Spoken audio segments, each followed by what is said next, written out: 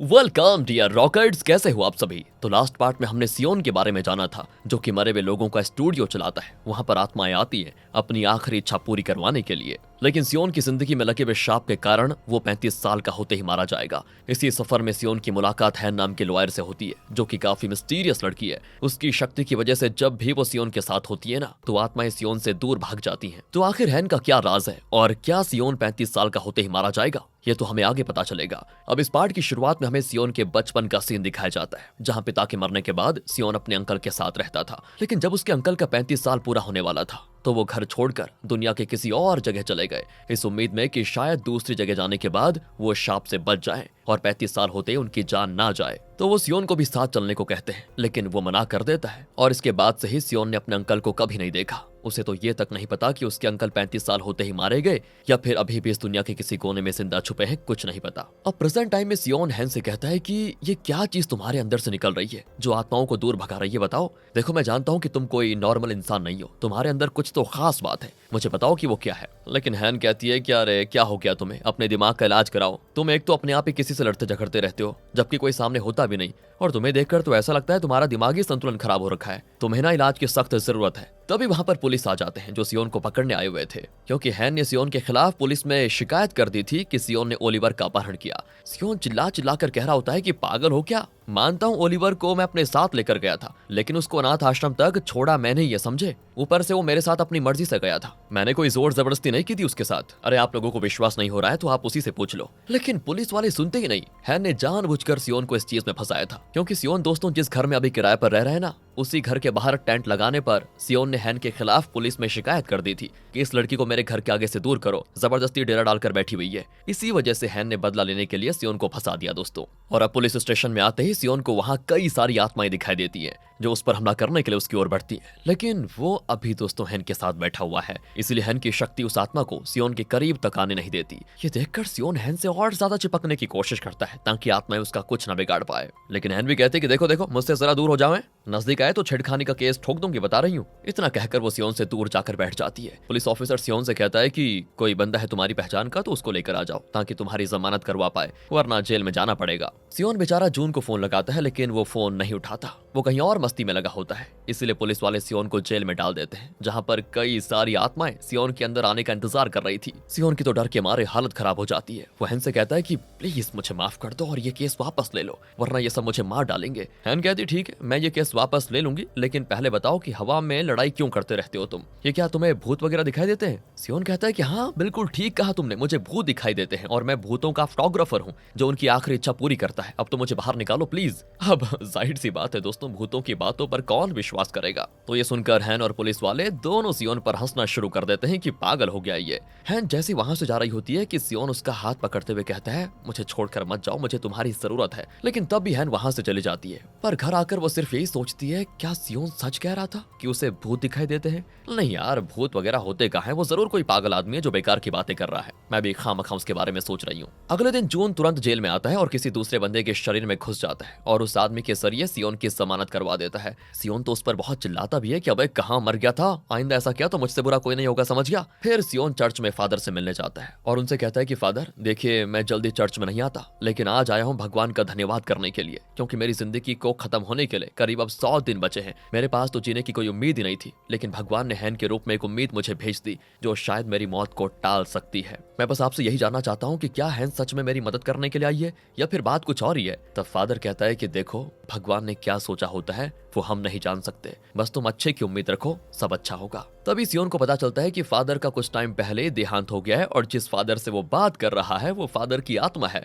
ओह, ये देखकर सियोन तुरंत वहां से भाग जाता है कि कहीं ये आत्मा अब मुझ पर हमला न कर दे। लेकिन अब बात यह है कि आत्माओं का फोटोग्राफर होने के बावजूद भी ये उनसे डरता क्यों है और आत्माएं उसे मारने की कोशिश क्यों करती हैं, आगे पता चलेगा दोस्तों, इतनी जल्दी नहीं। अब सियोन हैन से मिलने उसके टेंट में आ जाता है, लेकिन वहां वो मौजूद ही नहीं होती। सियोन तब हैन की दादी से कहता है मुझे हैन से मिलना है, कब तक आएगी कुछ पता है आपको। लेकिन दादी बात को टालते हुए कहती है कि मैंने सुना है तुम एक फोटोग्राफर हो और अगर तुम अच्छी सी मेरी फोटो खींचोगे तभी मैं बताऊंगी कि हैन अभी कहां पर हो सकती है। इसलिए सियोन उनकी फोटो खींचते हुए उनसे पूछता है कि क्या कभी आपने हैन के साथ कुछ अजीब होते हुए देखा, जैसे कभी उसने कहा हो कि उसको भूत वगैरह दिखाई देते हैं, ऐसा कुछ। अभी दोस्तों सियोन के मन में ये चल रहा है कि हैन मुझसे झूठ बोल रही है, उसका कोई ना कोई राज तो है जो वो बताना नहीं चाहती, इसीलिए वो दादी से पूछ रहा है डायरेक्टली। तो दादी कहती नहीं, ऐसा तो हैन ने कभी नहीं कहा, लेकिन उसकी जिंदगी बड़ी मुश्किल से गुजर रही है। बचपन में ही कार एक्सीडेंट में उसके माता पिता मारे गए, अकेली बच गई थी बेचारी, तब से मैंने उसको पाला है। ये जानकर सियोन को काफी बुरा लग जाता है कि हैन भी उसी की तरह इस दुनिया में अकेली है। तो इसके बाद वो दादी का फोटो खींचता है, तो दादी उसे हैन के ऑफिस की लोकेशन बता देती है जहाँ वो अभी हो सकती है।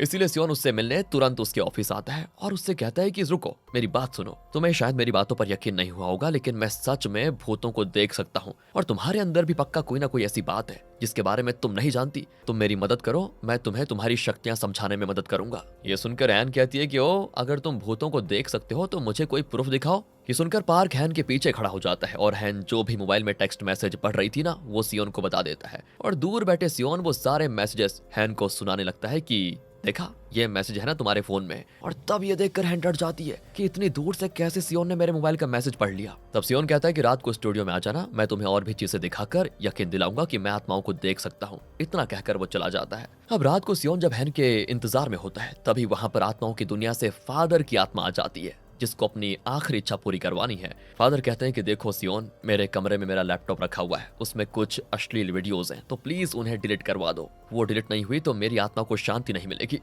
ये सुनकर तो सियोन भी हैरान हो जाता है कि मैं तो फादर को स्वामी समझता था, लेकिन ये तो ठरकी निकला। इसीलिए वो पार्क और जून के साथ मिलकर प्लान बनाता है कि कैसे लैपटॉप से वीडियोस को डिलीट किया जाए। दूसरी ओर हैन की दादी के पास एक महिला आकर कहती है, सुनिए, मैंने सुना है कि हैन को प्रोसिक्यूटर ऑफिस से बाहर निकाल दिया गया है और अभी वो किसी दूसरे लॉयर के अंडर काम करती है। सच है क्या ये सुनकर हैन की दादी काफी ज्यादा परेशान हो जाती है कि हैन ने तो मुझे बताया ही नहीं कि उसको जॉब से निकाल दिया गया है। तब से मैं तो यही सोच रही थी कि आलसी होने की वजह से उसने काम छोड़ दिया। मैंने तो बेचारी को कमरे से बाहर भी निकाल दिया, जबकि वो बेचारी खुद कितनी परेशान है, मैं समझ ही नहीं पाई। नहीं, मुझसे गलती हो गई, अब मैं हैन को ज्यादा उस टेंट में रहने नहीं दूंगी। तो अब रात को हैन स्टूडियो में आती है, जहां उसके लिए चाय वगैरह लेकर पार्क और जून आते हैं। वो उन दोनों को तो नहीं देख पाती, लेकिन हवा में उड़ रही चाय के कप को देखकर समझ आती है कि सियोन सच कह रहा था कि वो आत्माओं को देख सकता है और आत्माएं यहाँ पर मौजूद भी हैं। तब सियोन कहता है, देखो, तुम खुद नहीं जानते कि तुम्हारे अंदर कैसी शक्ति है, लेकिन जो भी है वो उन आत्माओं को दूर कर सकती है जो मुझ पर हमला करने की कोशिश करते हैं। अब हैन कहती है, एक बात बताओ, तुम तो आत्माओं के फोटोग्राफर हो, उनसे बात कर सकते हो, फिर वो तुम्हें मारना क्यों चाहती हैं?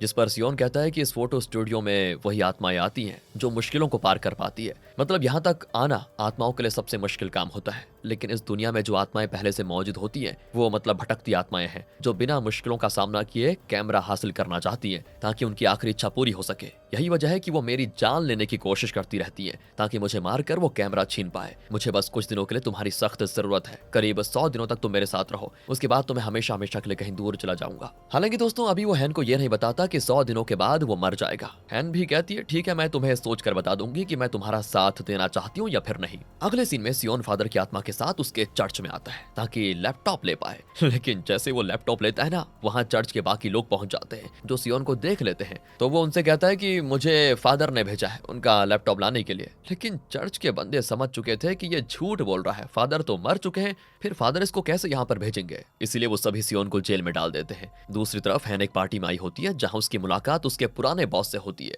जब वो मतलब प्रोसिक्यूटर ऑफिस में काम किया करती थी उस समय की बॉस की। दरअसल एक बार हैन के पास किसी बंदे का केस आया था। हैन ने उस केस को सॉल्व करने की कोशिश की। वो बंदा कहता रहता था कि मैंने कुछ नहीं किया, मैं निर्दोष हूँ, लेकिन उस समय सबूत ही हैन को ऐसे मिले थे कि उसके आधार पर उस बंदे को फांसी दी गई। पर बाद में पता चला कि वो बंदा सच में निर्दोष था। इसी वजह से उसके बॉस ने हैन को निकाल दिया और ये भी कह दिया कि लॉयर बनना तुम्हारे बस की बात नहीं है, कभी तुम्हें कोई बड़ा केस नहीं मिलेगा, तुम बस ये छोटे छोटे केसेस से सॉल्व करना हमेशा। अब आज वही बॉस हैन को देखकर कहता है कि अभी भी केस मिलते हैं या फिर कुछ और धंधा खोल लिया है तुमने, लेकिन हैन उसको कोई जवाब नहीं देती, बस उससे हाथ मिलाकर चली जाती है। इधर सियोन हैन को पुलिस स्टेशन बुलाता है ताकि लैपटॉप चोरी होने के आरोप से वो खुद को बचा पाए। पुलिस वाले सियोन से कहते हैं कि अगर तुम्हें फादर ने भेजा था तो बताओ कि लैपटॉप का पासवर्ड क्या है, तुमने बता दिया तो हम तुम्हें जाने देंगे। ये सुनकर सियोन फादर की आत्मा से पासवर्ड पूछता है जो कि उसको याद ही नहीं था। सियोन कहता है कि अरे मेरी जिंदगी तुम्हारे हाथों में है, जल्दी याद करो वरना मेरी वॉट लग जाएगी। और तब किस्मत से फादर को उनके लैपटॉप का पासवर्ड याद आ जाता है, क्योंकि वो हमेशा फिंगरप्रिंट से लैपटॉप खोला करते थे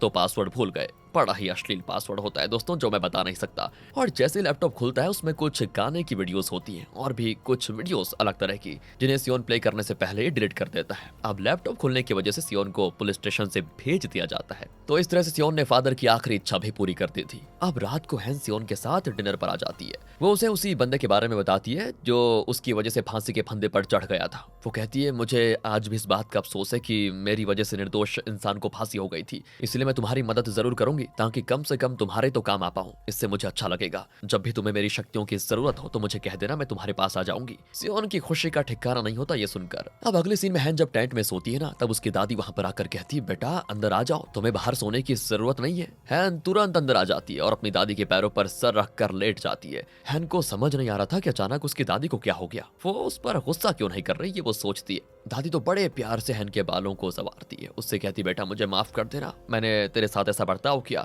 पर वादा करती हूँ कि मैं मरते दम तक तेरी हर परेशानी में तेरे साथ खड़ी रहूंगी। और पता है आज मैंने तेरा फेवरेट खाना बनाया है, जल्दी से खा लेना। हैन आज इतनी खुशी महसूस कर रही है ना, जितना कि इससे पहले उसको कभी हुई नहीं। लेकिन दादी उसको नहीं बताती कि प्रोसिक्यूटर ऑफिस के बारे में उनको पता चल चुका है। अब अगले दिन हैन की दादी अच्छे से खाना बनाकर हैन के बॉस के पास जाती है ताकि उससे रिक्वेस्ट कर सके कि वो हैन को दोबारा से नौकरी पर रख ले। लेकिन बॉस तो उनकी तरफ देखता तक नहीं और बाकी सिक्योरिटी गार्ड्स को ये कहता है कि दादी को बाहर निकाल दो। बेचारी दादी काफी दूर से यहाँ पर आई थी और ऐसे बाहर निकालने पर उनका दिल टूट जाता है। वो जैसे घर की ओर जाने वाली होती है तभी उनको दिल का दौरा पड़ जाता है और मौके पर ही दोस्तों उनकी जान चली जाती है। बहुत बुरा हुआ बेचारी के साथ। इसके बारे में जैसे ही हैन को पता चलता है वो भागते हुए घर की ओर जाने लग जाती है। अपनी दादी के साथ बिताए हुए पलों को याद कर रही होती है। आगे तो वो बढ़ रही थी लेकिन उसके पैर जवाब दे जाते हैं। उसके अंदर खड़े होने तक की हिम्मत नहीं होती कि आज ही तो दादी इतने प्यार से मुझसे बात कर रही थी और आज ही वो हमेशा हमेशा के लिए मुझे छोड़कर चली गई। ऐसे ही सड़क पार करते करते हैन सड़क के बीच में ही बैठकर रोने लगती है। लेकिन दूसरी गाड़ी आकर हैन को टक्कर मार देती है। तभी तुरंत वहां पर सियोन आकर हैन को बचा लेता है। उसको गले लगाते हुए दिलासा देने लग जाता है कि सब ठीक हो जाएगा। तब हैन उससे कहता है, क्या तुमने मेरी दादी को देखा? अगर वो दिखाई दे तो मुझे उनसे आखिरी बात करनी है। सियोन कहता है, नहीं अभी तक तो मैंने उनको नहीं देखा, शायद उनकी आखिरी कोई इच्छा रही नहीं होगी इसलिए वो स्टूडियो नहीं आई। लेकिन तभी हम कुछ देर पहले का सीन देखते हैं जहां हैन की दादी स्टूडियो आई थी। वो सियोन से कहती है, बेटा मेरी आखिरी इच्छा यह है कि तुम हैन को ना बताओ कि तुम मुझसे मिले थे, क्योंकि मैं नहीं चाहती कि हैन दोबारा से मुझे खोने का दर्द महसूस करे। एक बार तो मेरे मरने की खबर सुनकर उसका दिल टूट गया है और दूसरी बार तब जब वो मुझसे मिलेगी तुम्हारे कैमरे के जरिए, इसलिए मैं नहीं चाहती कि तुम उसे ये चीजें बताओ। इसी वजह से दोस्तों सियोन ने मना कर दिया कि हैन की दादी उसके स्टूडियो में आई ही नहीं। अब हैन हॉस्पिटल में अपनी दादी से मिलने जाती है, मतलब उनके शव को देखने के लिए, और उसको देखकर वो रोक नहीं पाती। हॉस्पिटल में ही फूट फूट कर रोने लग जाती है। दादी के जाने के बाद उसका कोई सहारा नहीं होता, यहाँ तक कि अंतिम संस्कार करने का भी कोई बंदोबस्त नहीं हो पाता। तब सियोन उसकी मदद करता है। वो ना सिर्फ उसको दिलासा देता बल्कि हर मोड़ पर उसका साथ भी देता। तो वहीं दादी की आत्मा पार्क से कहकर हॉस्पिटल से अपना बैग और अपनी जर्नल मांगती है, जिसमें दादी ने उन सारे लोगों का हिसाब लिख कर रखा हुआ था जिसको भी उन्होंने उधार दिए थे। उनके मरने की खबर को सुनकर वो जरूर आएंगे, इसीलिए अब सियोन को वो जर्नल हैन को देना होगा ताकि हैन उनसे उधार दिए पैसों को इकट्ठा कर पाए जो आगे उसकी जिंदगी में काम आएंगे। वहीं हैन जब अपनी दादी का बैग ढूंढती है तो वो उसे कहीं दिखाई नहीं देता। सीसीटीवी चेक करने पर उसको पता चल जाता है कि कोई आत्मा उस बैग को उठाकर लेकर गई। हैन समझ जाती है कि ये काम सियोन का ही होगा। वो जरूर मेरी दादी को देख पा रहा है लेकिन मुझे बता नहीं रहा, इसीलिए वो सीधे स्टूडियो पहुंच जाती है और अपनी दादी को आवाज लगाते हुए कहती है, मैं जानती हूँ दादी कि आप यहीं पर हो, आप मुझे सुन सकती हैं, प्लीज मेरे सामने आइए। मैंने ऐसी कौन सी गलती कर दी जो आप आखिरी बार भी मुझसे मिलना नहीं चाहती? आपको हमेशा से स्प्रिंग्स के सीजन्स में फूलों को देखना अच्छा लगता था ना, मैं कभी आपको लेकर नहीं गई, प्लीज एक बार मेरे सामने आ जाइए, मैं आपको घुमाने के लिए लेकर जाना चाहती हूँ। और ये सुनकर उसकी दादी वहीं पर रोने लगती है। वो तो बहुत चाह रही थी कि वो हैन से मिले, लेकिन हैन को ही तकलीफ होगी मिलने के बाद, इसीलिए वो आखिरी बार भी उससे नहीं मिलती। लेकिन सियोन के जरिए वो हैन से कहती है, हाँ मैं यहीं पर मौजूद हूँ और तुम्हें देख सकती हूँ, लेकिन तुम्हें मुझसे मिलने की कोई जरूरत नहीं है बेटा, भूल जाओ मुझे और उधार के जो पैसे मिलेंगे उससे जिंदगी की नई शुरुआत करो। मैंने अपनी जिंदगी जी ली है, बस अब मैं तुम्हें तकलीफ में नहीं देख सकती। हैन समझ चुकी थी कि उसकी दादी उसकी ही वजह से उससे मिल नहीं रही, इसलिए वो सियोन से अकेले में बात करती है और कहती है, क्या तुम कैसे भी करके मुझे मेरी दादी से मिलवा दोगे बस एक बार? मुझे पता है कि तुम भी जानते हो कि मेरी दादी मुझसे मिलना चाहती है लेकिन जानबूझकर नहीं मिल रही, तुम्हें कर दोगे तो तुम्हारा मुझ पर बहुत बड़ा एहसान रहेगा। पर सियोन कहता है कि माफ करना, विजिटर की इच्छा ही मेरी सबसे बड़ी प्रायोरिटी है और मैं इसके खिलाफ कभी नहीं जा सकता। ये सुनने के बाद हैन का दिल टूट जाता है, इसलिए सियोन हैन की दादी के पास आता है और उन्हें समझाने की कोशिश करता है कि देखिए आपके पास सिर्फ 30 घंटे बचे हुए हैं, उसके बाद आप कभी भी हैन से नहीं मिल पाओगी, इसीलिए एक बार उससे मिल लीजिए, देखो कहीं आपको इस चीज का हमेशा पछतावा न रह जाए। लेकिन दोस्तों फिर भी दादी नहीं मानती। दूसरी तरफ वो महिला जिसने हैन की दादी को उसकी नौकरी से निकाल देने के बारे में बताया था, वो हैन के पास आकर कहती है, बेटा मुझे नहीं पता था कि तुम्हारी दादी इस बात को इतना सीरियस ले लेगी। तुम्हारी नौकरी से निकल जाने की खबर सुनते ही वो अच्छा खाना तुम्हारे बॉस के लिए लेकर गई, लेकिन ऑफिस वालों ने वहां उन्हें धक्का मार कर निकाल दिया। उसके बाद से उनको दिल का दौरा पड़ा। सब गलती मेरी है, काश कि उनको मैं ये बात बताती ही नहीं। ये सुनकर हैन को समझ आ जाता है कि आखिर उसकी दादी को दौरा कैसे पड़ा। हैन कहती है कि कितनी बदकिस्मत हूं मैं, मेरी दादी मुझसे दूर हुई, वो भी मेरी ही वजह से। और इस तरह दोस्तों वो सब चीज का जिम्मेदार खुद को ही मान रही थी। अब वो टाइम आ जाता है जब हैन की दादी को हमेशा हमेशा के लिए जाना था, और हैन ने सियोन को बता दिया था कि दादी को क्या क्या चीजें अच्छी लगती है। तो उसी के कहे अनुसार सियोन ने दादी के रास्ते में फूल बिछा दिए होते हैं। बड़े से प्रोजेक्टर पर स्प्रिंग सीजन की वीडियो चल रही थी। काफी सुंदर वो नजारा था। ये देखकर दादी का दिल खुश हो जाता है, क्योंकि हैन की दादी को ये सीजन देखना बहुत ही पसंद था, लेकिन कभी वो देख नहीं पाई। वो दिन रात मेहनत करके पैसे बचाती ताकि हैन की आगे की जिंदगी में काम आए। जीते जी तो उनका सपना पूरा नहीं हो पाया, लेकिन मरने के बाद हैन ने उनका ये सपना पूरा कर दिया। तब वहां पर हैन आती है। सियोन पहली बार विजिटर की इच्छा को तोड़ता है और उसके खिलाफ जाकर हैन और उसकी दादी की फोटो खींच लेता है, जिससे कुछ पल के लिए ही सही हैन अपनी दादी को देख पाती है। और ये देखकर हैन की खुशी का ठिकाना नहीं होता। उसकी दादी भी हैन से मिलकर बहुत ज्यादा खुश होती है। उनका बहुत मन था हैन से मिलने का, लेकिन उन्होंने किसी को कहा नहीं, और हो भी क्यों ना हो, बचपन से अपनी बच्ची की तरह जो पाला था उन्होंने। वो हैन को अपने पैरों पर बैठाकर उससे कहती है, बेटा वादा करो जल्द से जल्द मुझे भूलकर जिंदगी में आगे बढ़ोगी, मेरी शुभकामनाएं हमेशा तुम्हारे साथ रहेंगी, जाओ खुश रहो। इसके बाद सियोन हैन की दादी की दूसरी फोटो खींचकर उन्हें आत्माओं की दुनिया में वापस भेज देता है। वो भी जाने के बाद अपनी यादें फोटो के जरिए हैन के लिए छोड़ जाती है। अब दोस्तों अगले दिन से हैन एक नए तरीके से जिंदगी शुरुआत करती है। उसने ठान लिया था कि अब वो जिंदगी में आगे बढ़ेगी और अपनी खोई भी रिस्पेक्ट वापस लाएगी। वही खोई भी रिस्पेक्ट जो गलत केस की वजह से उस पर लगा था, मतलब उस आदमी को फांसी हुई थी ना गलती से, उसी का। और अभी फिलहाल हैन को खुश देखकर सियोन को भी बड़ी खुशी होती है। हैन उससे कहती है, सियोन तुम्हारा शुक्रिया जो तुमने मेरी दादी की वो जर्नल मुझे दे दी, और जैसा उन्होंने कहा था मैं वो सब करने की कोशिश करूंगी। फिर वो आगे कहती है, सियोन एक बात मुझे बता दो कि मैं आत्माओं को देखना कब बंद करूंगी? कभी कभी तो इनको देखकर मुझे डर लगता है। वो जून को देखते हुए कहती है, मैं तुम्हें अच्छे से देख सकती हूँ। और वो आसपास खड़ी बाकी आत्माओं के बारे में भी सियोन से कहती है कि मैं सबको देख पा रही हूँ। सियोन हैरान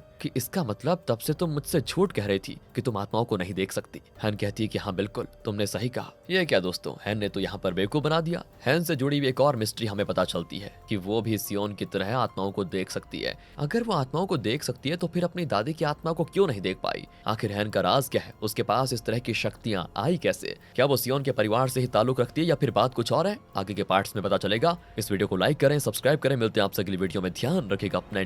फाइनली थैंक्स फॉर वॉचिंग।